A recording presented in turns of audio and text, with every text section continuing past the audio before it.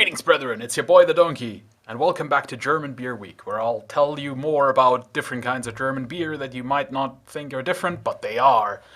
And today we shall talk about Hell, which really just means pale in German. So it's me, I am Hell. You may think that there are big differences between people from north within the United States and south within the United States, but let me tell you, that is nothing compared to the differences between North Germans and South Germans. Oh boy, are we different. For example, think of any of the bad stereotypes you know about Germans. Very punctual, very anal, absolutely no sense of humor, sour beer, sour meat, and even sour fish. Disgusting. And absolutely no time for your nonsense, and very efficient. All of that is North Germany, and all of those fun stereotypes, like always up for a beer, tasty foods, tasty sausages, great pretzels, and a great appreciation for artistic craftsmanship and precision and punctuality. You know, all of those good stereotypes, that's South Germany. And there is one more difference between North and South Germany, and that is in the kinds of beers that we enjoy. So a very typical North German beer thing is to use top fermentation beers, which basically they use a kind of brewer's yeast where the yeast rests on top of the beer and ferments from there. And in the south of Germany, the low fermentation yeast is much more popular, where the yeast sort of drops to the bottom of the vat or the bottle, wherever it's fermented, and ferments from there up. Now, the problem with those low fermentation ones is that they require very specific things that you need to do. For example, you have to keep them at 4 to 9 degrees, which makes it horrifically inefficient because you need to cool the whole thing, right? Especially if you brew it in the summer. And that meant way back in the olden times, before there were cooling machines, it was very difficult to make these beers. And so these beers were really only available in the brewery or very close by the brewery because, I mean, it's already difficult to keep them at a lower temperature when you have them in a cellar, but it's impossible to keep them at a lower temperature when you're driving them across town or across the country on the back of a horse wagon, right? So for the longest time, these beers were only available very, very locally. But then they made one change to the whole thing, and they kind of made them a little bit stronger, and that became known as export. A lot of southern German beer brands will have exports, which are basically helles or pale lagers, but they are slightly stronger, so they last. They keep longer. They keep they don't spoil as quickly, so they can be exported. But over time, this also became popular in Germany, so they started selling it here too, or it became popular locally, I should say. And then there's also Märzen, and I couldn't find a bottle of that because it's kind of a specialty thing, usually only available around Oktoberfest and early in the year. So I'm kind of right between when it's usually available. And that was the original type of this beer, where basically it's sort of, because it could only be brewed at 4 to 9 degrees, it had basically a time from like October to March where you could make it. And then after that, it was done. You couldn't make any more for the summer. And that's why it was called Märzen. You know, March, Märzen. But let's not talk too much. Let's also try this beer. So, how is this different from a Pilsner? Well, it certainly falls in the same classification as a Pilsner, for sure.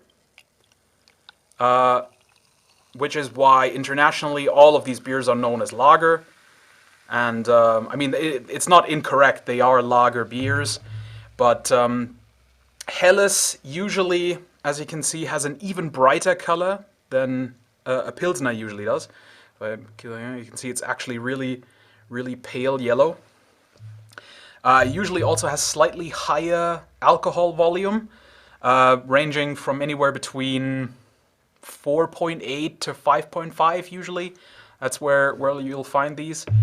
But the most important thing about them is that they are not nearly as hoppy as Pilsners. So if you're something and if you're someone who has had Pilsner and you thought, wow, that's way too bitter for me, you might want to try a pale lager because they kind of lack that. They don't have that same hoppiness to them, so they're not as bitter. They still have that same savoriness, but they're not as aggressive. They're much easier to drink, which also makes them great summer beers. Cheers.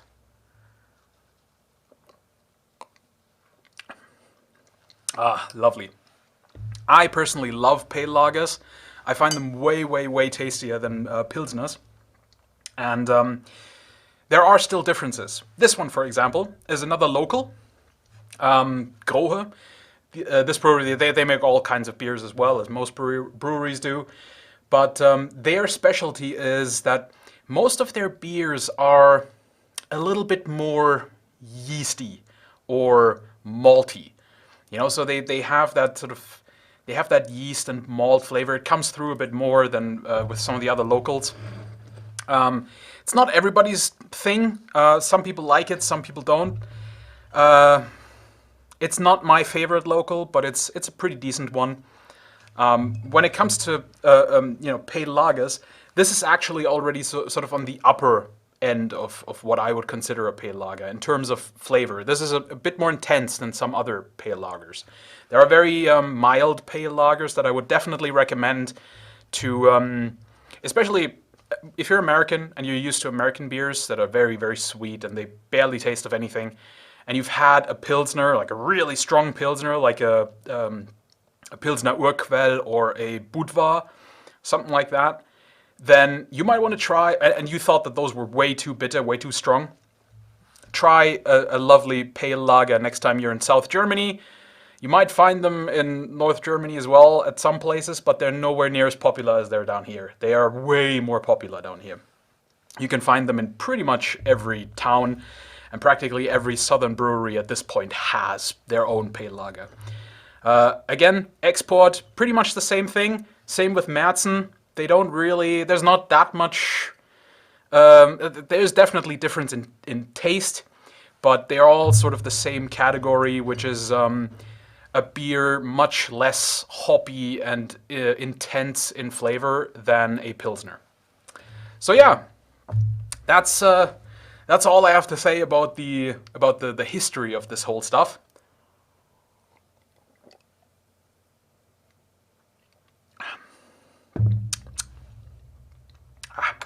The great thing about pale lagers is just that they still have a lot of flavor, and there's a lot going on in the aftertaste department, as is normal with lagers, but they're not so aggressive. So they are definitely drinking beers, whereas I don't really consider most Pilsners to be good drinking beers because you do get a bit sick of them after a while. They do grate after a while because the bitterness just, it dries your mouth out a lot, and this doesn't do that as much. So it's definitely my drinking beer of choice, pale lager. I adore pale lagers, and I would say a good 3 out of 5 of my top 5 are pale lagers. Yeah, somewhere around that. If I would say at least 3 to 4 in my top 10, I would say overall. In my top 10, that's where a lot of the other stuff creeps in. I'm sure I'll make a top 10 video at some point when it becomes, when it becomes something that people request.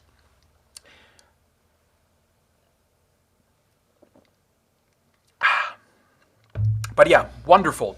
If you are, I should probably also give this specific one a rating. So Grohe Hell, it's not even close to my favorite. As I said, it almost goes a bit more toward the Pilsner side of things. It is a little bit malty and yeasty, which I'm neutral on. I don't hate it, but yeah, I definitely prefer other pale lagers to this. I would still give this a good 7 out of 10. I think it's a very, very strong contender for just a good drinking beer. And definitely if you have access to it, which you probably won't outside of a very, very small area in southern Germany, it's definitely worth giving it a go. But I would say that I have had very, very many pale lagers, and so far I have not had a single one where I would say it's below a 5 out of 10. So I would say generally, when you are in Germany, or you can find Hell, Helles Vollbier, that's usually what they're called. If you can find that anywhere, or you can find these sort of export beers, give them a go, because they are very nice, very good drinking beers. Also very good with food, I would say, because they're a bit more neutral. So if you have having lighter food, like a salad, something summery, this is the beer you want with it, because a Pilsner can kind of ruin that a little bit, maybe. Alright, I hope you enjoyed this. I wish you a lovely evening, and please come back and watch me have another beer on another day. Take care, guys.